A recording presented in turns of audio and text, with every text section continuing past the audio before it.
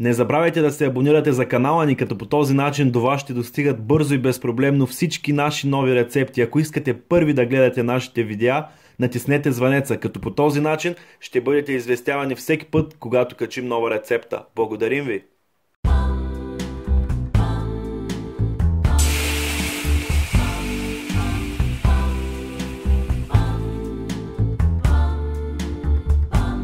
Здравейте на всички! Днес ще си приготвим кекс с мандарини. За целта са ни нужни около 200 грама брашно, 150 грама бяла кристална захар, 70-80 мл олио, 12 грама бак пулвер, 2 яйца, 2 ванилийки, 4 мандарини и по желание пудра захар за поръсване. Най-напред си включваме фурната на 180 градуса с вентилатор да загрява, след което си обеваме мандарините, изчистваме ги от семките, ако има такива, и ги добавяме към кухненски блендер. Ще ги смелим до тогава, до когато се получи гъсто пюре.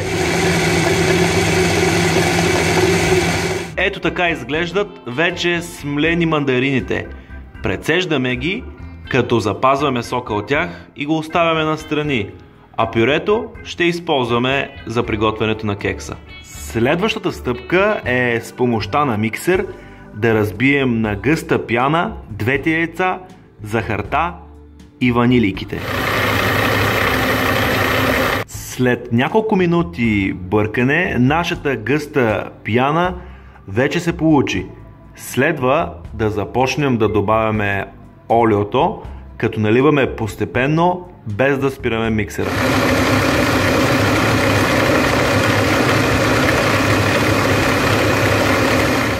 Една от последните стъпки е да си добавим брашното и бак пулвера, които смесих преди малко, към сместа, след което да включим миксера на ниска скорост за няколко минути, докато се получи хомогенна смес.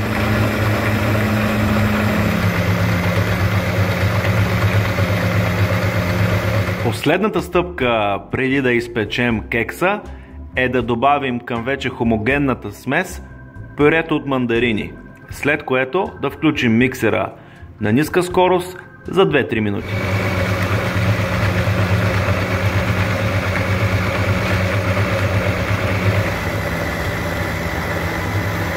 Последната стъпка от нашата рецепта е да омазним добре форма за кекс, след което да излеем сместа, да я разположим равномерно и така формата за кекс отива във фурната за 40-45 минути, като е хубаво след 35-та минута с помощта на клечка за зъби да проверяваме дали кекса е готов. След точно 40 минути във фурната нашият кекс е вече готов.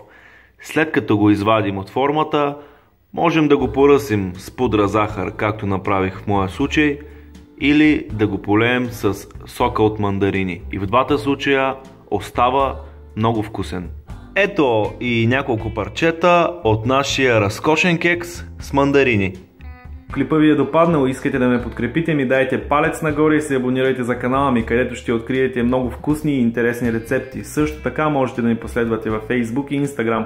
Ще се радвам да прочета вашите мнения, препоръки и забележки отдолу в коментарите. Благодаря ви!